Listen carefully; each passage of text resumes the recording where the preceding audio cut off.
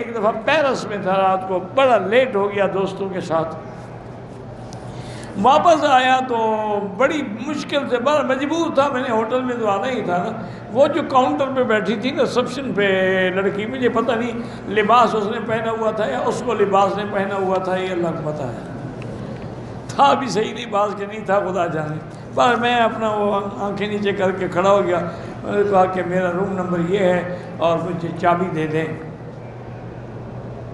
انہوں نے کہا ٹھیک ہے، اس نے چابی نکالی، اس کو میں نے کہا کہ اگر ممکن ہو سکے تو please tell me prayer time, صبح کی نماز کا وقت بھی بتا دو اور اس کی کعبۃ اللہ کی جو سمت ہے وہ بھی بتا دیں اگر ممکن ہے۔ اس نے کہا نو پرابلم، آپ جائیں کمرے میں آرام کریں، میں ابھی آپ کو بتاتی ہوں۔ کافر تھی اور انتہائی ماڈرن۔ 2 منٹ کے بعد اس کا ٹیلی فون آیا کہ میں نے آپ کے اسلامک سینٹر کو فون کر کے پوچھا ہے، ہمارے کمرے کا جو دروازہ ہے اسی طرف آپ کا قبلہ ہے، اور آپ کی جب نماز کا وقت ہوگا میں آپ کو کال کر دوں گی، ٹیلی فون پہ آپ کو جگا دوں گی، آپ تھکے ہوئے ہیں، آپ بالکل آرام سے لیٹ جائیں۔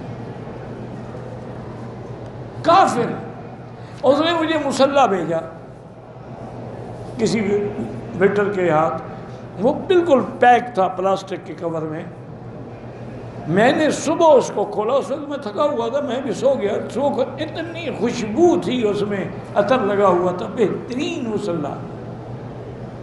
میں نے نماز پڑھی اور اس کے بعد نے کہا کہ اگر آپ مجھے اجازت دیں تو میں آپ کے لیے چائے کہیں، کافی کہیں، کچھ کہیں وہ بھیج دوں۔ میں نے کہا آپ کی بڑی مہربانی۔ انہوں نے کہا اس میں مہربانی کی بات نہیں، آپ میرے لیے دعا کریں، یہ کافر ہے۔ میں نے کہا کیا دعا کریں؟ انہوں نے کہا جو آپ کو اچھی لگے۔ میں نے کہا مجھے تو یہی اچھا لگے گا کہ اتنی خوبصورت جسم جو ہے وہ جہنم کی آگ میں نہ جلے۔ میں نے کہا یہی دعا مانگنا، اللہ مجھے مسلمان کر دے۔ تو کافر بھی بتا دیتے ہیں اللہ کے بندے، تمہاری نیت تو ہو نا نماز پڑھنے کی، نیت نہ ہو تو تمہیں مکے میں کوئی ٹائم نہیں بتاتا، اور جی پتہ ہی کوئی نہیں لگا نا۔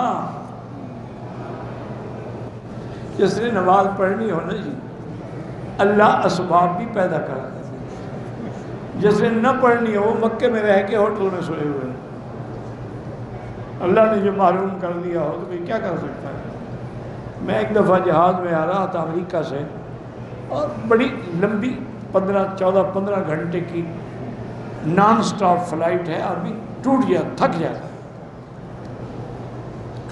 بہرحال اب میں نے اندازہ لگایا کہ بھئی نماز کا وقت جو ہے وہ تو لازمی بات ہے نا کہ صبح کی نماز کا وقت جہاز میں ہوگا، لیکن اب اس وقت دیکھ تو میں تھکا ہوا ہوں، اتنی دیر میں وضو کو بھی قابو نہیں رکھ سکتا، پھر وضو بھی کرنا پڑے گا، میں نماز پڑھ سکوں گا یا قضا ہوگی یا کیا ہوگی۔ میں بہرحال سو گیا، کیا کروں بھائی، مجبوری ہے۔ اللہ کی شان دیکھیں، اچھا وہ جہاز بھی مسلمانوں کا نہیں تھا، برٹش ایئر لائن تھی، امریکن ایئر ویز تھی، پرانی بات ہو گئی۔ تو میں سو رہا تھا، مجھے کسی نے ایسے اٹھایا، میں اٹھا دیکھا تو پائلٹ کھڑا تھے، انہوں نے کہا مکی صاحب اٹھیں، وضو کر لیں، نماز کا وقت ہو گیا ہے۔ تو ہم اس میں 2 مسلمان ہیں، ہم دونوں وضو کر کے آ جاتے ہیں، نماز جماعت کے ساتھ۔ اللہ نے انتظام کر دیا، بولے میں تو سویا رہتا۔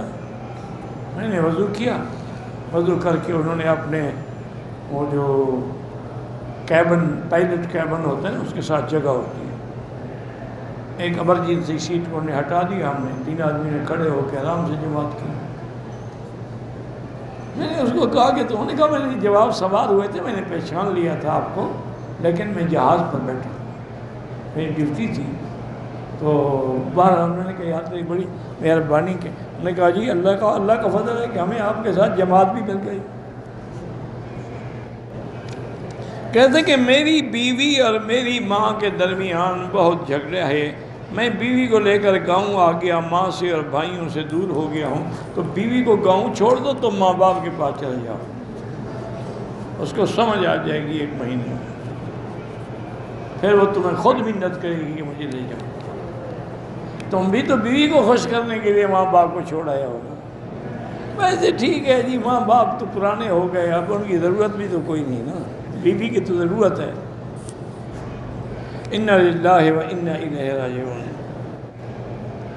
میری بیوی بہت زیادہ شور مچا، تم اس سے بھی زیادہ شور مچائے گا تو کوئی تو پھر تھک جائے گا۔